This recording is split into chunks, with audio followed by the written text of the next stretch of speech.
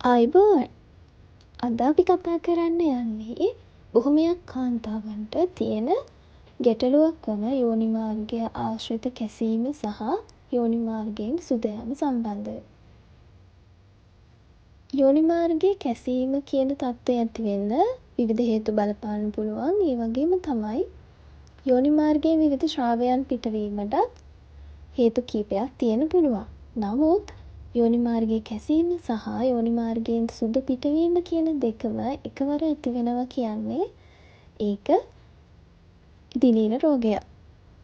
මේ රෝග තත්ත්වය අපි හඳුන්වන්නේ වැජයිනල් කැන්ඩිඩයසිස් කියලා.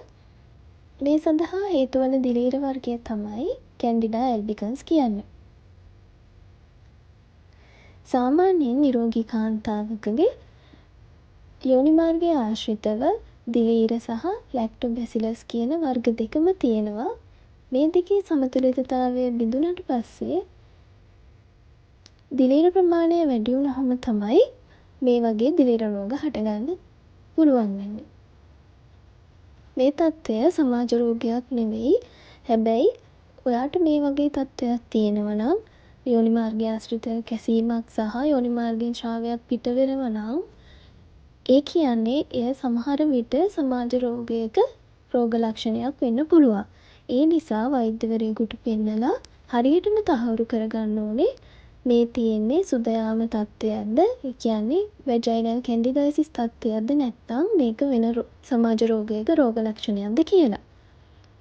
වැජයිනල් කැන්ඩිඩයසිස් කියන රෝගයේ රෝග ලක්ෂණ තමයි කිරි පැහැති ශ්‍රාවයක් යෝනි මාර්ගයෙන් පිටවීම. කිරි පැහැති ශ්‍රාවයක් කියන්නේ සමහර විට මේක කිරි වගේ දියරයක් වෙන්නත් පුළුවන්. නැත්නම් පොඩි චීස් කැබලි වගේ චූටි කැටිති විදිහට පිට වෙන්නත් පුළුවන්. මේ පිටවෙන ශ්‍රාවයට කිසිම ගඳක් නැහැ. ඒ වගේම තමයි යෝනි මාර්ගයට කැසීම, යෝනි මාර්ගය අවට රතු වීම, නැත්නම් මුත්‍රා කිරීමේදී හෝ ලිංගික ක්‍රියාවලදී යෝනි මාර්ගයේ ඇතිවන දැවිල්ල, මේ වගේ රෝග ලක්ෂණ තමයි එයාට මේ රෝගයේද ඇති වෙන්නේ. මේ තත්ත්වය ඕනෑම කාන්තාවකට ඇති වෙන්න පුළුවන්. ඒ වගේම තමයි එක්වරක් ඇති වෙලා ප්‍රතිකාර අරගෙන සුව වුණාට පස්සේ නැවත ඇතිවීමේ හැකියාවකුත් තියෙනවා. අපි බලමු මේ රෝගය ඇතිවීමේ අවදානම වැඩිපුරම තියෙන්නේ මොන වගේ අයටද කියලා. දියවැඩියාව හොඳින් පාලනය නොකරන කාන්තාවන්ට දීර්ඝකාලීනව ප්‍රතිජීවක ඖෂධ ලබා ගන්න කෙනෙකුට මොකක් හෝ වෙනම රෝග තත්ත්වයකට දීර්ඝකාලීනව ප්‍රතිජීවක ඖෂධ ලබා ගන්න අයට ගර්භණී කාලයේදී ගර්භණී අම්මලට ගොඩක් වෙලාවට මේ රෝග තත්ත්වය තමන්ගේ ගර්භණී සමයේදී ඇති වෙනවා. ඒ වගේම තමයි මේ තත්ත්වය ඇති වෙන ලොකුම හේතුවක් තමයි මානසික ආතතිය සහ ප්‍රතිශක්තීකරණ ඌනතාවය. මේ තත්ත්වය ඇති වෙන්නේ ගැහැණු අයට පමණක්ද? නෑ. මේ තත්ත්වය පිරිමි අයටත් ඇති වෙන්න පුළුවන්. පිරිමි අයගේ මුඛය ආශ්‍රිතව, ශිශ්නය ආශ්‍රිතව මේ තත්ත්වය ඇති වෙන්න පුළුවන්. ඒ වගේම තමයි මේ තත්ත්වය ඉතා පහසුවෙන් පාලනය කරන්න පුළුවන් බෙහෙත් මගින්. මේ සඳහා බෙහෙත් වර්ග තියෙනවා. ක්‍රීම් වර්ග හෝ යෝනි මාර්ගයේ ඇතුළට ඇතුල් කරන පෙති ප්‍රෙසරීස් තියෙනවා. මේ තත්ත්වය ඉක්මනින් පාලනය කරන්න පුළුවන්. මේ ඇති වෙන්නේ යෝනිය ආශ්‍රිතව පමණක් නෙවෙයි, ශිශ්නය ආශ්‍රිතව, මුඛය ආශ්‍රිතව වගේ අපේ ශරීරයේ විවිධ ස්ථානවල මේ කැන්ඩිඩයසිස් කියන තත්ත්වය ඇති වෙන්න පුළුවන්. ඒ යෝනි මාර්ගය ආශ්‍රිතව ඇති වුණාම තමයි අපි ඒකට වැජයිනල් කැන්ඩිඩයසිස් කියලා හඳුන්වන්නේ.